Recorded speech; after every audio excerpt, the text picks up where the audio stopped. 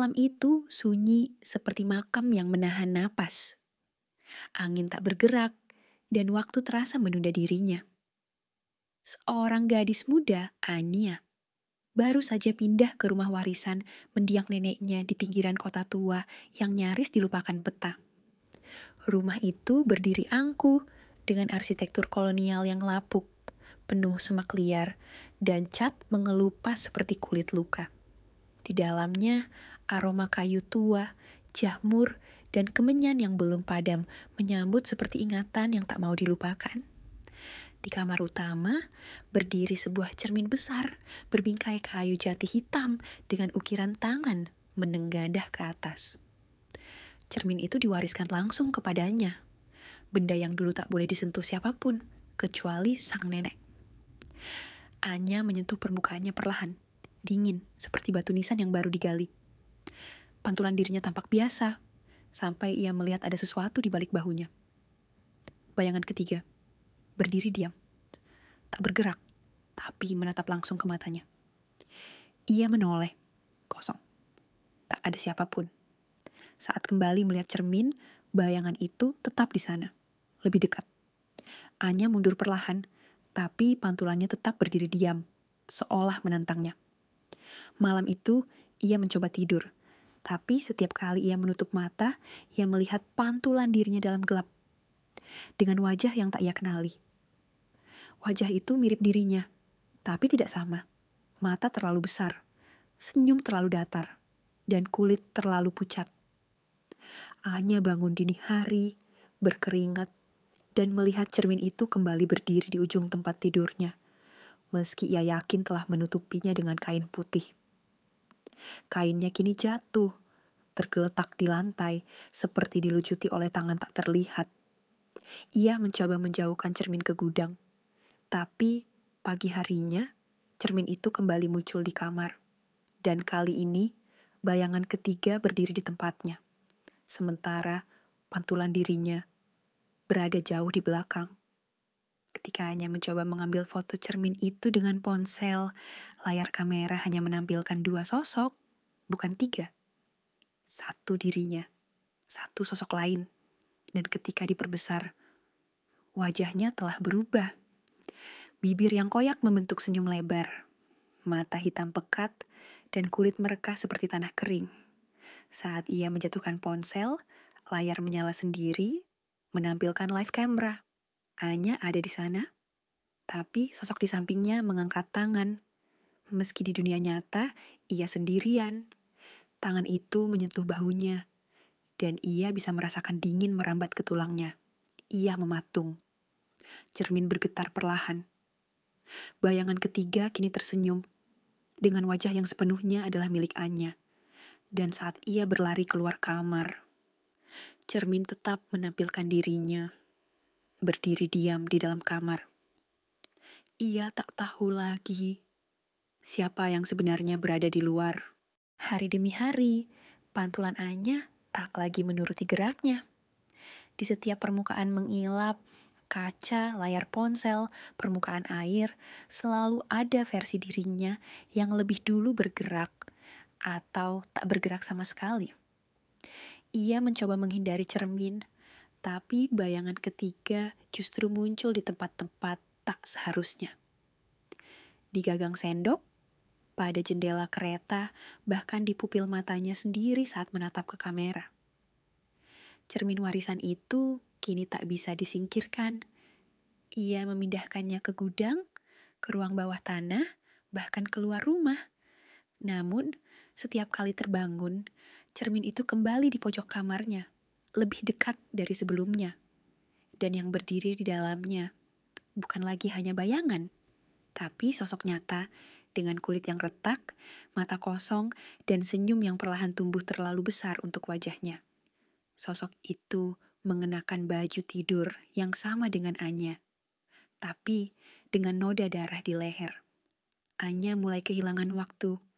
Ia tertidur sebentar, lalu bangun di tempat lain. Terkadang dengan tangan yang kotor lumpur, atau kuku yang dipenuhi serpihan kayu. Suara-suara mulai terdengar dari dalam dinding. Napas pelan, suara kuku menggores kayu, dan gumaman seperti mantra. Cahaya di rumahnya meredup sendiri setiap pukul 03.17 dini hari. Dan saat lampu mati, cermin memantulkan cahaya sendiri, seolah dunia di balik kaca tak mengenal gelap. Anya mencoba menutup seluruh kaca di rumah, menempelkan kertas dan kain. Namun, ia tetap melihat dirinya di tempat-tempat yang tidak ada cermin, seperti di meja makan, atau lantai kamar mandi, atau di dalam mimpi.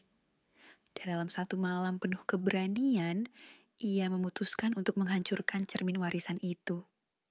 Ia mengangkat palu besi dan menghantamkannya ke permukaan kaca dengan sekuat tenaga. Namun cermin itu tidak pecah.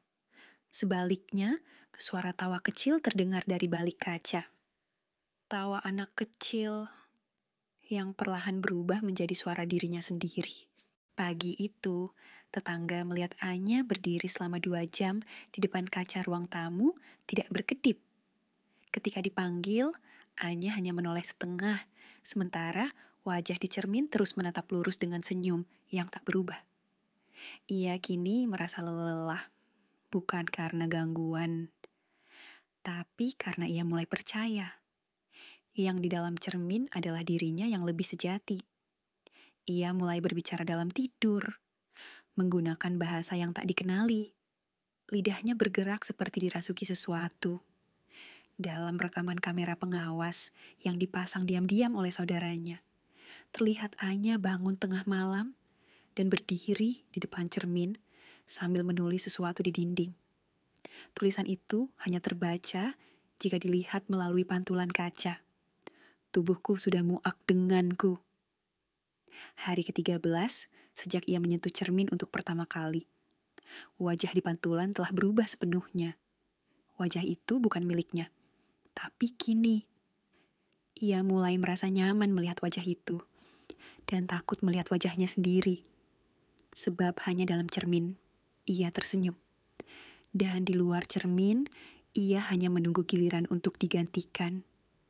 Malam itu, saat ia hendak tidur, cermin bergerak sendiri. Berjalan dengan kaki kayu yang tumbuh dari bingkai bawahnya. Dan berdiri tepat di depan tempat tidur. Sosok di dalamnya mengetuk kaca dari dalam 3 kali. Anya duduk, lalu perlahan tersenyum balik. Senyum yang bukan miliknya. Dan saat cermin mulai menyerap cahaya di sekelilingnya, satu tangan muncul dari dalam kaca, menggapai dan menyentuh pipinya. Anya tak pernah bangun sepenuhnya setelah malam itu. Ia bisa membuka mata, bisa berjalan, bisa bicara. Tapi jiwanya seperti tertinggal di tempat lain. Cermin itu kini tak lagi hanya benda. Ia hidup, ia bernapas, dan ia mulai berbicara dalam bentuk bayangan. Di setiap pantulan, dunia terlihat berbeda. Dinding penuh retakan seperti urat, lantai yang bernapas pelan, dan langit-langit yang meneteskan darah bening. Wajah Anya dalam cermin kini tampak puas, tenang, dan mengendalikan. Sementara tubuhnya sendiri mulai kehilangan bentuk. Kulit Anya mengelupas perlahan saat terkena cahaya alami. Ia mulai takut pada pantulan air, bukan karena sosok di dalamnya, tapi karena ia mulai melihat dirinya yang sebenarnya. Kosong, tanpa mata, tanpa mulut, hanya kulit mati yang digerakkan oleh kehendak cermin. Ia mencoba melarikan diri dari rumah. Namun, jalan keluar tak lagi terhubung ke dunia nyata. Ia membuka pintu depan dan mendapati lorong kayu panjang yang melengkung ke bawah tanah. Dindingnya dipenuhi cermin-cermin kecil yang semuanya menampilkan ekspresi berbeda dari dirinya sendiri. Dalam satu pantulan, ia menangis. Dalam yang lain, ia tertawa. Dalam yang lain, ia menggigit jemarinya hingga berdarah. Ia terus berjalan. Lorong itu berakhir di sebuah ruangan bulat, diterangi cahaya yang berasal dari langit-langit cermin. Di tengah ruangan ada kursi rotan tua yang sama seperti milik neneknya. Dan di atasnya duduk seorang wanita.